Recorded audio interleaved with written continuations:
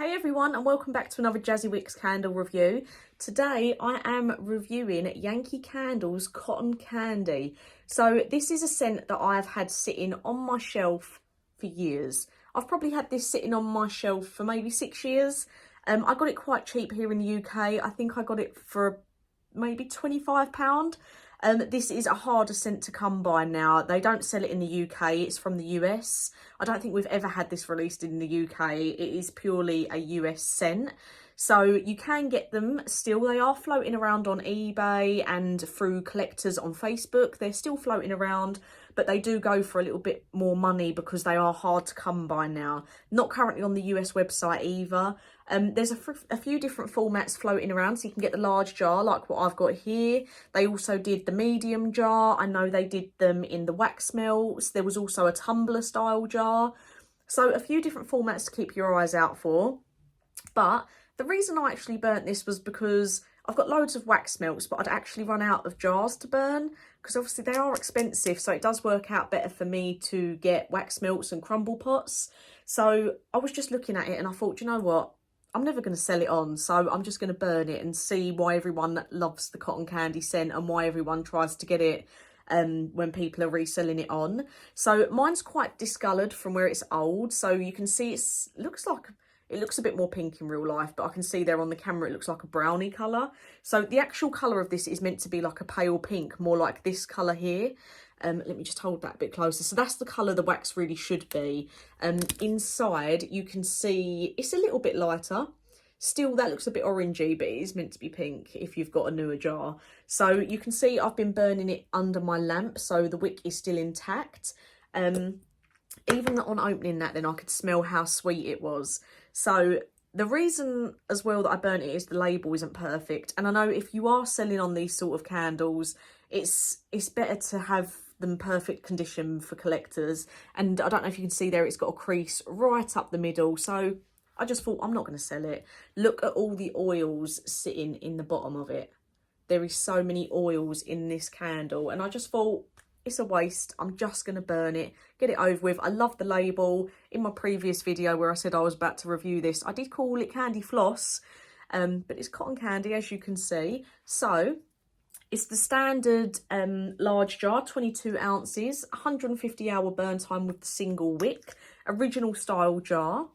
And the scent notes for this, let me just get them up. So I haven't got the top, mid and bottom notes because it's not on the websites anymore, but I did find the little scent description for it. So we've got the scent of this boardwalk favourite is perfectly captured in its pure, sticky, sweet delight.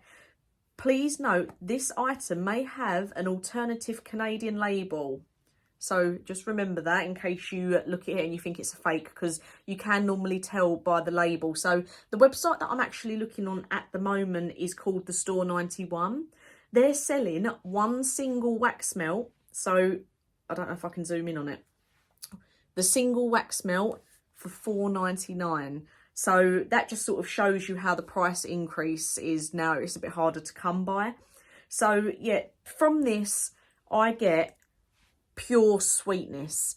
It was, I don't feel like it would perform well if you was burning it by the wick. It wasn't super strong burning it under the lamp, but maybe it was because I was burning it in quite a large open space. So if you burn it by the wick, I would personally recommend keeping it in a smaller room. If you've got a heat lamp like I have, the candle lamps, then obviously having it in the slightly open space, bigger room, it doesn't matter.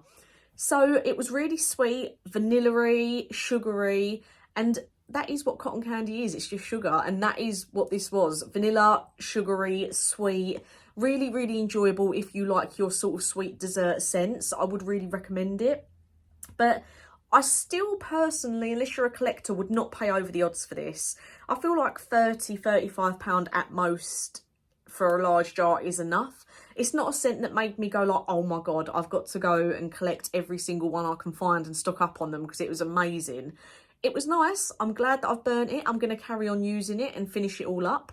Throw rating, I would say 8 out of 10, 7 out of 10, depending how big the space is that you're burning it in. So 7 or 8.